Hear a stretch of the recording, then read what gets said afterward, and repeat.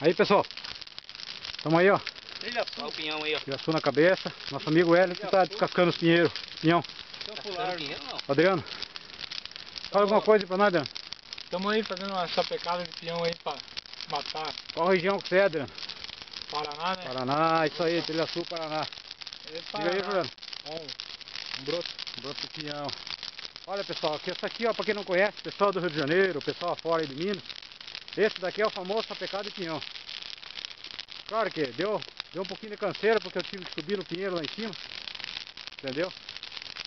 E daí peguei, eu me derrubei umas 4 pinhas só para o gasto para nós comer, pessoal da Trilha Sul aqui ó. Só para desbaratinar a ideia, comer uma pinha, comer um pinhão.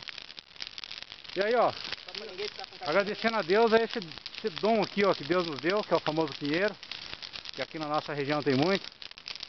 Então pessoal, nossa vida é essa aí ó, sofrer no mato, comer um pinhãozinho aí assado, como você sabe. Riozinho com água ali. Riozinho com água, o Adriano tá falando, isso aqui é o nosso famoso fim de jogo. Isso aí ó, famoso pinhão araucária. Isso é a coisa mais belíssima que Deus nos deixou aqui para nós no Paraná. Tá bom pessoal? Trilha Sul na cabeça, bico.